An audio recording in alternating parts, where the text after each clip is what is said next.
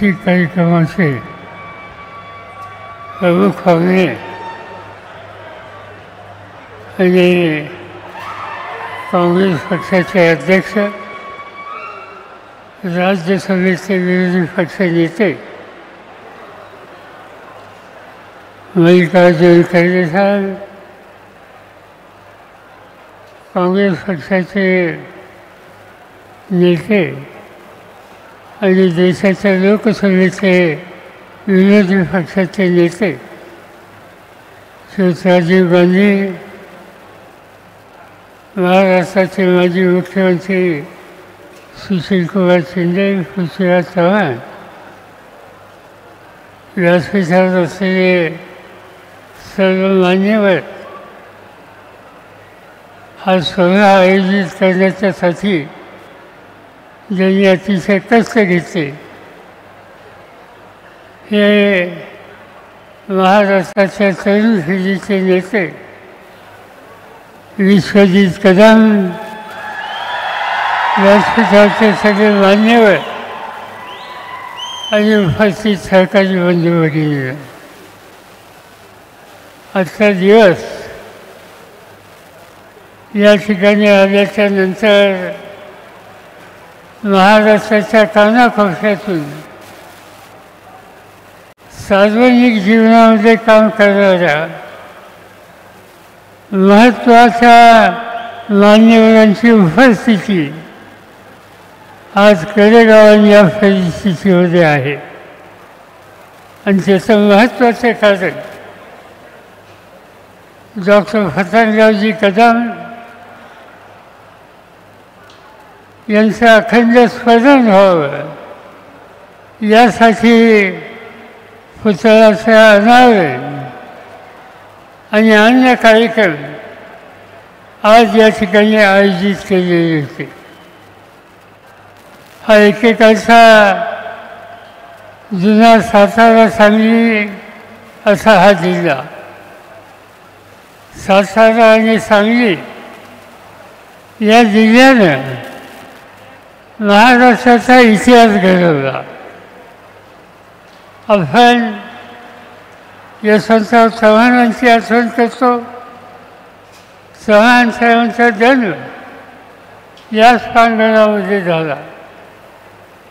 स्वातंत्र्याच्या नंतर आणि स्वातंत्र्य संग्रामामध्ये झोकून देण्याच्या संबंधीची भूमिका घेणारे वसंतदादा पाटील त्यांचंही स्मरण असलेल्या या जिल्ह्याचा स्वातंत्र्याचा इतिहासाचा उल्लेख करायचा म्हणल्यावर या ठिकाणी करावा लागतो.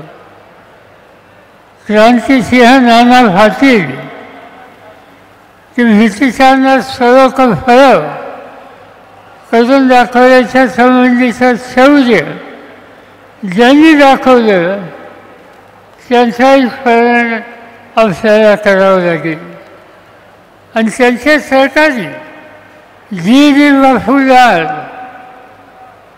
वि स फागे आणि नंतरच्या काळामध्ये राजाराम बापू पाटील अशा अनेकांची नावं या ठिकाणी घ्यावी लागतील की ज्यांनी महाराष्ट्राच्या इतिहासामध्ये मोठं योगदान दिलेलं आहे. हे सगळे नेते स्वातंत्र्याच्या चळवळीचे होते. स्वातंत्र्य मिळाल्याच्या नंतर त्या स्वातंत्र्याचा अर्थ नव्या पिढीच्या अंतःकरणामध्ये जीवनामध्ये यायचं असेल तर आवश्यकता आहे शिक्षणाचा विस्तार.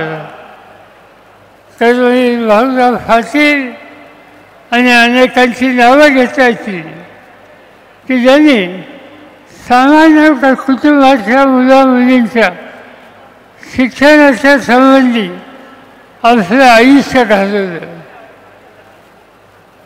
अण्णांच्या विचाराचं भूमिका स्वीकारून अनेक लोक पुढे आले आणि त्या पुढे येणाऱ्यामध्ये फत्तनराव कदमांचा उल्लेख करावा लागेल.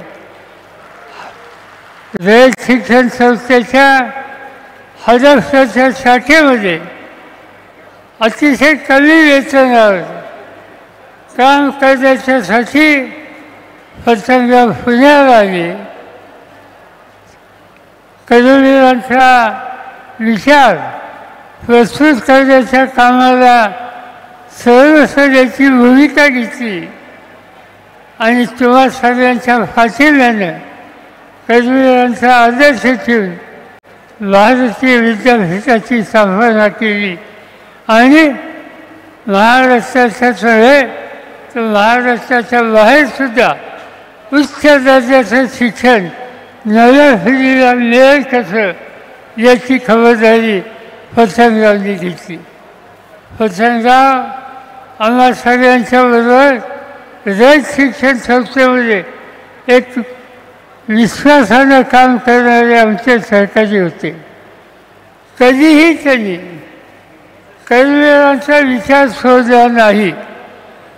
रयत शिक्षण संस्थेची बांधिलकी ही त्यांनी अखंड जपली आणि मला आनंद आहे आज त्यांच्या गैरहजेरीमध्ये तीच परंपरा विश्वजित कदम उत्तम रीतीने चालवत आहेत. त्याचं स्वागत आम्हाला सगळ्यांना आहे.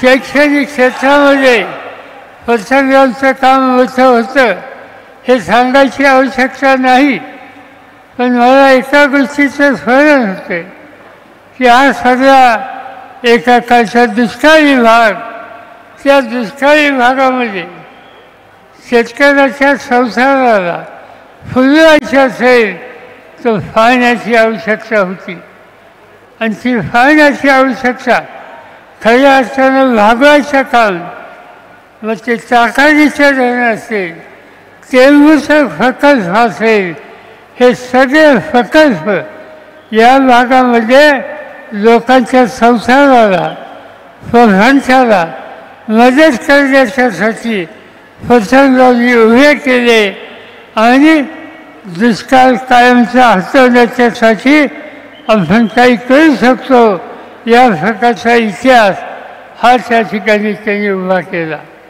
आणि त्यामुळं असं समाजाच्यासाठी प्रचंड काम करणाऱ्या या कर्तृत्वान या भागाच्या सुहृदाचं अखंड स्मरण आज करण्याच्या दृष्टीनं देशाचे दोन्ही विरोधी पक्षाचे नेते आणि महाराष्ट्राच्या कानाकोपऱ्याचे गांधी नेहरूंचा विचार स्वीकारणारे सर्व मान्यवर आज या ठिकाणी आहेत याचा मला मनापासूनचा आनंद आहे. आपण या कार्यक्रमाला हजर राहिलो पण पतंगरावचा आदर्श, पतंगरावची विकासाची दृष्टी, पतंगरावचं शिक्षणाच्या क्षेत्राचं योगदान हे करण्याच्यासाठी आज विश्वजित प्रयत्नाची फराकाशा करतोय.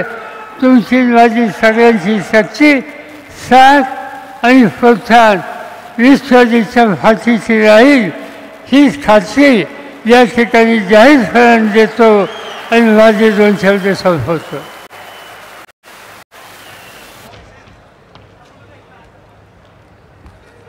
इस देश की संसद में अपनी गरिमामय उपस्थिति से माहौल को सबसे ज़्यादा धरती पर लाने वाले व्यक्ति मल्लिकार्जुन खड़गे, आज़ादी के बाद के भारत का चलता फिरता दस्तावेज़ खड़गे जी है. मैं अनुरोध करती हूँ माननीय